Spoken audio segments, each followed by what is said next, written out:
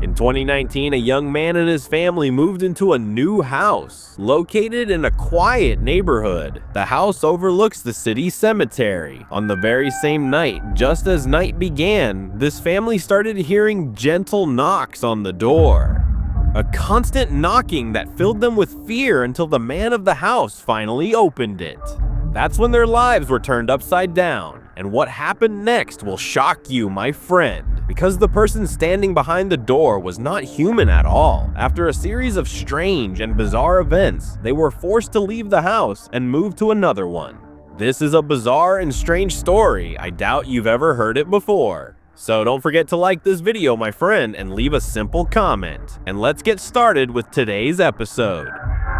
Peace be upon you, I am Ali Ahmed with an episode I'm sure you'll like, especially since it involves cemeteries and a haunted house and such things, so I hope you are well and ready for this episode because today it's stories from followers, so if you have a story you'd like to share, send it to the Instagram account showing on the screen. The first story is from Zaid, an Iraqi residing in Germany. Zaid says, I have been living in the city of Essen for 16 years. I'm married but have no children, and my brother and his wife live with me in the same house. That means 2 families in one home. Ever since we came to Germany, we've never been separated. We always live together in every house we move into. In 2019, my brother and I bought a house. It was perfect, spacious, many rooms, and the price was surprisingly fair. But there was something unsettling. The neighborhood was eerily quiet. You wouldn't see people in the streets or kids playing. None of that chaos, and very few cars driving by. The second problem was far more unsettling. Right in front of the house stood an old cemetery, but the price was good, the place was clean, and the structure was solid. It wasn't brand new, but it felt almost perfect, good enough for us to move in and finally settle down. So I called this moving company and they took care of everything. They moved every single piece of furniture from our old rented place into the new house. And they arranged it so perfectly, it felt like the home was already alive, waiting only for us to step in. Even the bills and utilities, all set, all opened by them. We got the keys from the company and stepped into our new home. Everything felt perfectly normal. After making a few changes to the furniture, night had already fallen and exhaustion took over. We decided to reward ourselves with dinner from a nearby restaurant. It was around 10 p.m. Our cat, the one we love like family, was happily exploring the new place as if she already belonged there.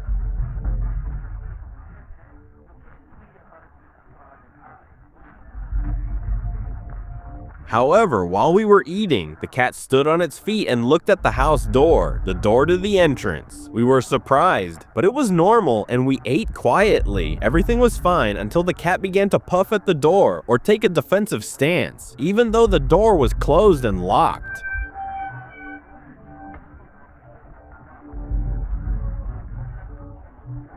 I said to my brother, see, animals can sense things and see things that we can't. I thought the door was about to be knocked on and maybe one of the moving company's employees was standing there. The cat sensed his presence and was scared. My brother said, you know, you might be right. This meaningless conversation ended when the door was knocked on lightly, 3 times in a regular pattern. I got up to see who was knocking. I looked through the peephole, that tiny hole we use to check who's outside before opening the door. Nothing strange about that, except what I saw. A man standing completely still, wearing an old military cap right in front of my door. Fear rushed through me instantly. A soldier? A policeman? But why here? Why me? We've done nothing wrong. We're just ordinary, peaceful people. At that moment, I thought maybe one of the neighbors had complained about the noise of moving furniture. You see, here in Germany, and almost everywhere in Europe, there's a strict law against disturbing your neighbors. For example, if I were to record this video past midnight, my neighbor would have every right to file a complaint. And the next thing I know, the police would be knocking at my door. That's why I'm recording this right now, just before midnight, to avoid that exact knock. And so, the story continues. I asked my brother to step forward to face this man. He leaned in, looked through the peephole, and there he was. The figure stood motionless, his face darkened by the night, by the empty streetlight outside. Yet, what we could see almost looked like a soldier's face, a policeman's face. My brother, certain there was nothing to fear, simply opened the door. After all, every problem has a solution. Or so we thought. Strangely enough, there was nobody at the door. And the thing is, just 1 second earlier, my brother had seen the same man I saw, a figure in a military cap right in front of us. The idea of opening a door to find no one there, it's unsettling, but that's exactly what happened that night. Our cat had been on edge the entire time the door was open, frozen in a defensive pose. We thought maybe it was just a neighbor's odd way of welcoming us, so we sat back down to eat, but the cat didn't calm down. Just minutes later, the same unsettling knock came again. I peeked through the peephole, and the cat suddenly went wild, terrified, and growling louder than before.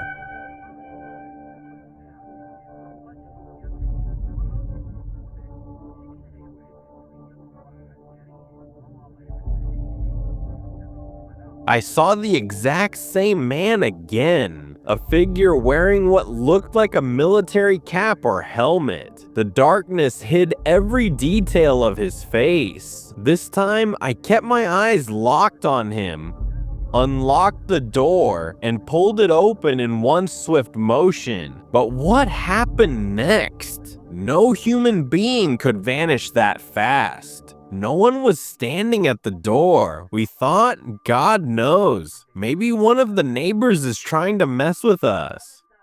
Just a cruel joke for the newcomers. I locked the door again, still confused, my brother equally unsettled. It was already 11 p.m. when suddenly, our cat stood up, hissing, her body tense in a defensive stance, as if she sensed something we couldn't see. The cat was quiet, nothing unusual, until in an instant she froze in that eerie position. Right then, the door exploded with violent pounding, each hit like someone trying to break it. Fear consumed my wife and my brother's wife, their screams echoing through the house, convinced someone was about to storm inside. I gave my brother the signal. I'll open the door. You attack whoever's in front of you, because someone pounding on the door like that at this hour definitely has bad intentions. I opened the door in a rush, and my brother lunged forward, fists ready. But what happened was truly bizarre. My brother saw something that shook him to the core. He was ready to fight, but the moment his eyes caught it, he froze. Shocked, he stumbled back, completely lost on what to do. When I saw him like that, terrified, I pulled the door open, only to find nothing. No one was there. Just like the countless times the door had been knocked since we moved into this house.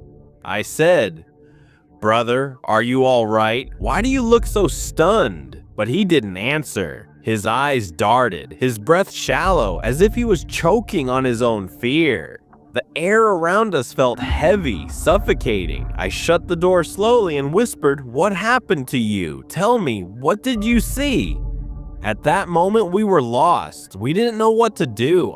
We had only been inside the house for a few hours when strange things began. Moreover, the door was knocked, and I was standing next to my brother, trying to shake him awake. When I opened the door this time, there was a policeman and a patrol in front of me. "What's going on?" they asked. "We received a complaint stating that you were disturbing the neighbors. Inside your house, there was screaming and loud banging on the door. Therefore, you need to explain the matter and also sign a pledge not to repeat this disturbing behavior. Otherwise, you will face a financial penalty, and you might be evicted if this happens several times." As the policeman was talking, he noticed my brother was unconscious, lying on the floor, and who knows what he was thinking. There was screaming and banging on the door and someone lying on the floor, so he immediately called for the patrol and started to pull back, asking me to put my hands behind my neck, thinking I had hit my brother and possibly killed him. I wanted to explain, but I couldn't. My words just died in my throat. And then, sirens again. Another police patrol, another ambulance. The officer asked, "Why did you hit your brother?" I told him, "He's my brother. He lost consciousness. I never hit him." And the truth came not from me, but from my wife and his wife, both of them German. So we explained everything to the police step by step. The paramedic came in, checked my brother, and right away the officer asked him, "Was it your brother who hit you?" What shocked me was that my brother stayed silent, neither yes nor no. The officer repeated his question, and finally my brother said, "I blacked out. Nobody hit me." The police backed off, but made us sign a pledge never to disturb the neighbors again. Only after confirming my brother was safe did they walk away.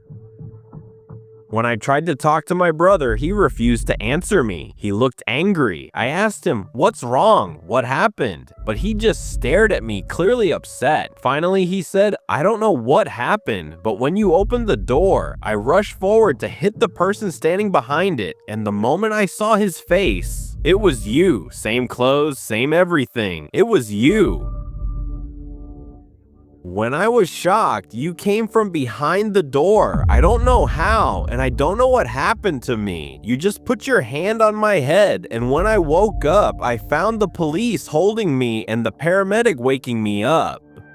I told the officer that you're not the one who hit me because you didn't, but I don't know what I did. All I know is you're my brother, and there has to be a reason.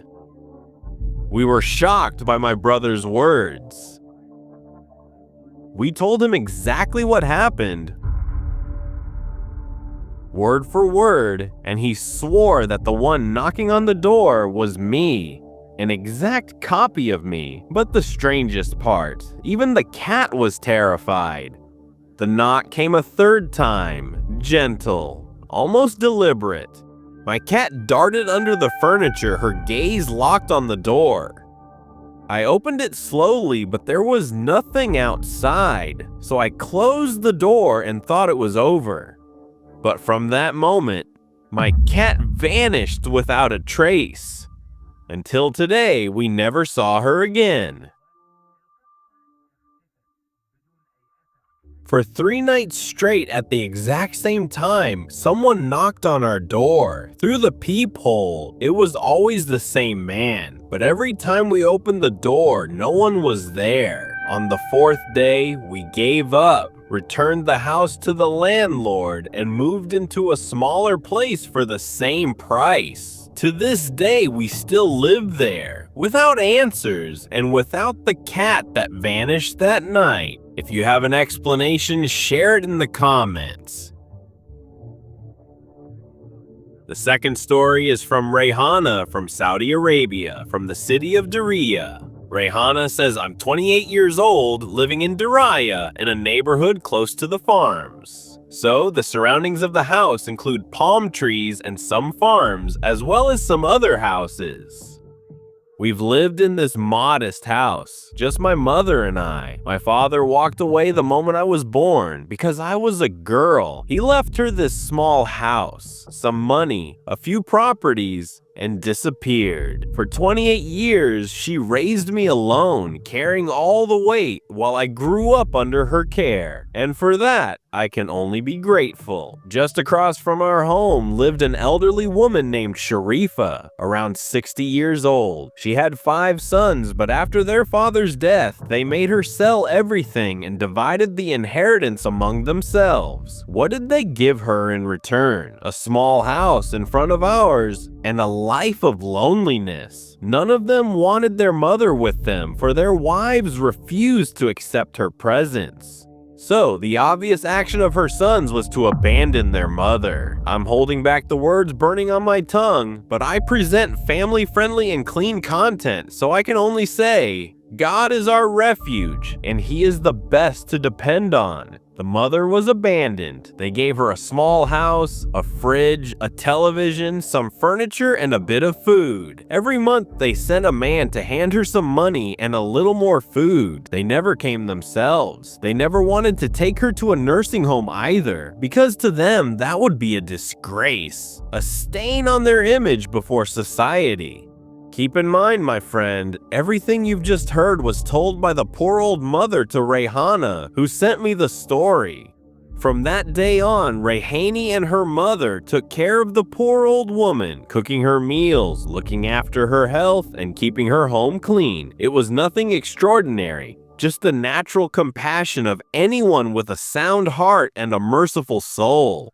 Days turned into years, and now the woman is nearly 75. Yet by the grace of God, she remains blessed with strength, health, provision, and an unshakable faith. As long as we were with her and treated her as one of the family, abundance never ceased. Our home was filled with blessings, and sustenance pursued us.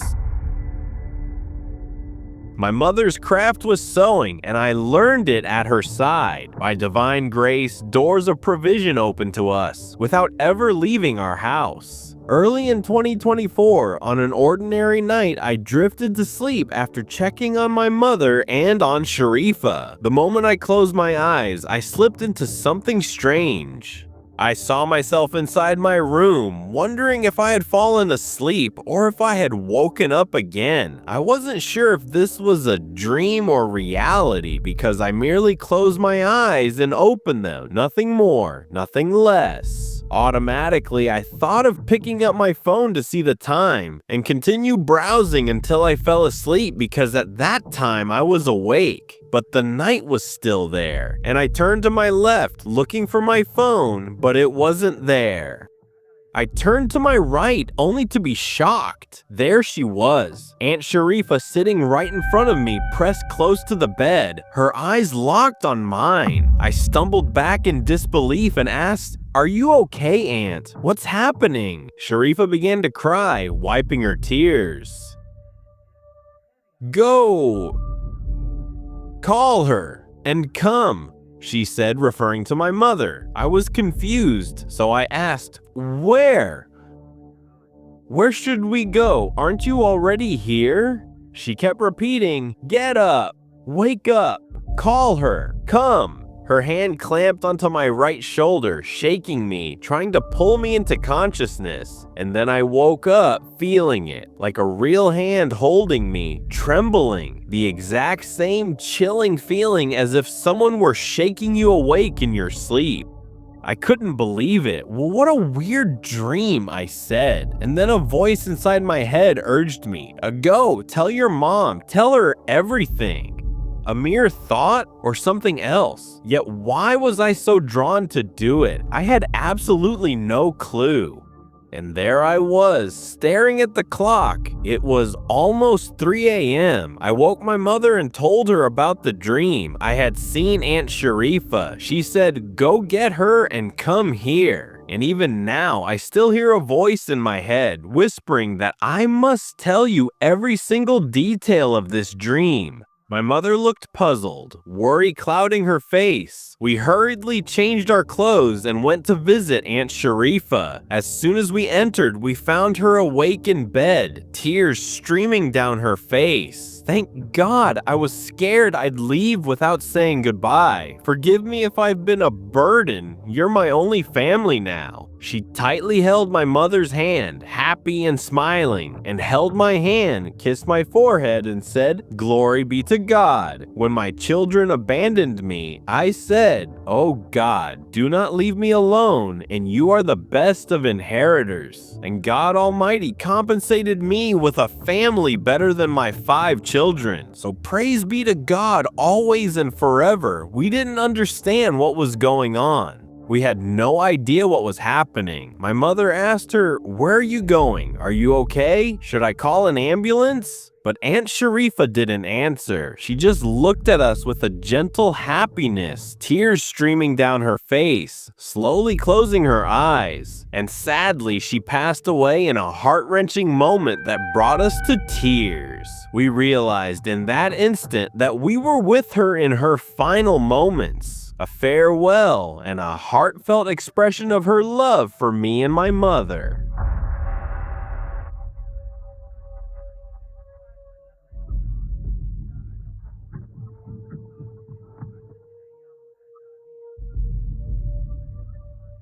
We notified a nearby mosque, and after that, we informed the neighbors who helped and stood by us on the day of her passing, and the days and weeks passed. Every day, my mother and I would sit and work, looking out the window towards Aunt Sharifa's house. Our window overlooks her house. We missed her terribly, longed for her presence, but we told ourselves that she had finally found rest and moved on to the mercy of God. One day, a luxurious modern car stopped in front of Aunt Sharifa's house, but a beggar-like man came out of it. He left the car, ran towards the door, knocked on it strongly, and waited for someone to open it. The door of Aunt Sharifa's house, who passed away weeks ago. So my mother went out and spoke to him. "How can I help you?" He said to her, "This is Sharifa's house. She is my mother. Where is she?" My mother was shocked. He had no idea his mother was gone. She told him, "May God rest her soul. Your mother died 3 months ago, and now you come asking for her?"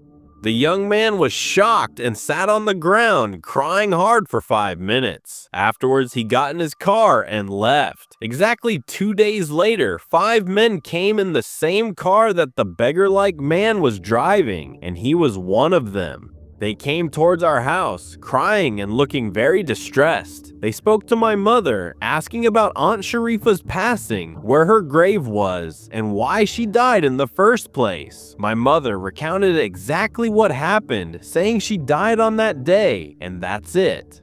They said, "Glory be to God." From that day until now, we haven't seen a single moment of goodness in our lives. Over the past 3 months, we've lost everything. All 5 of us brothers have suffered great losses. Our properties, our farms, our crops ruined, and even the animals we raised have died. And it only keeps getting worse. Every night we dream of our mother, furious with us, yet powerless to do anything. Each of us has his own burdens to bear.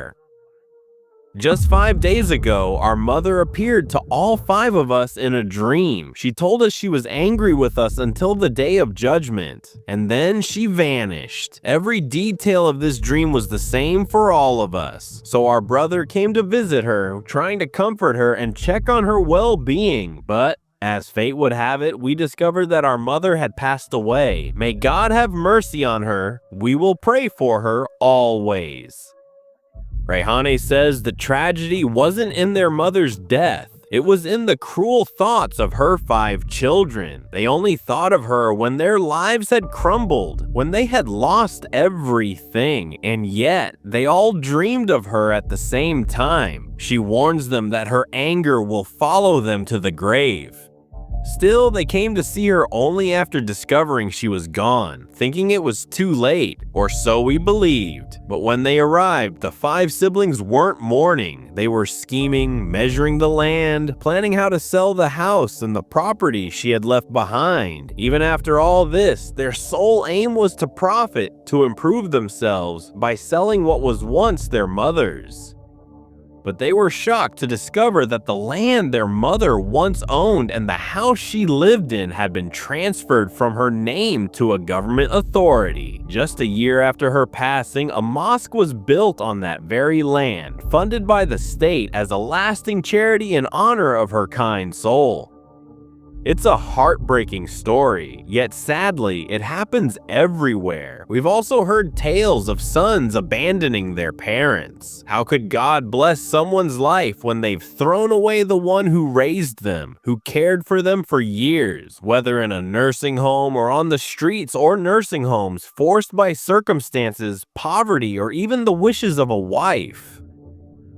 If you see that this story is just a sad story and nothing more, I want to tell you it is so difficult to be deprived of God's mercy. Disobedience to parents prevents you from entering paradise, and God Almighty will not look at you on Judgment Day. You can search and hear the hadiths of the noble Prophet Muhammad, peace and blessings be upon him, and you can read his words on this subject specifically. A person might live 50 or 60 or even 70 years and then bids farewell to this life and moves to the afterlife hoping for paradise, which he might not enter because of disobedience to his parents. That's why I mentioned this story as an awareness reminder for some people and as guidance for good is like its doer. So don't forget to share this video, perhaps it will benefit some people, and they will return to the right path. The question remains, how did Aunt Sharifa manage to call Rayhane and communicate with her in a dream? It's something no one has understood or knows how it happened. But everyone understood that if you enter the channel, you'll see previous episodes, and if you subscribe, hit the bell, and share the video, you won't miss the upcoming episodes. And if you want to see my life outside YouTube, you can follow me on Instagram. I am Ali Ahmed, goodbye.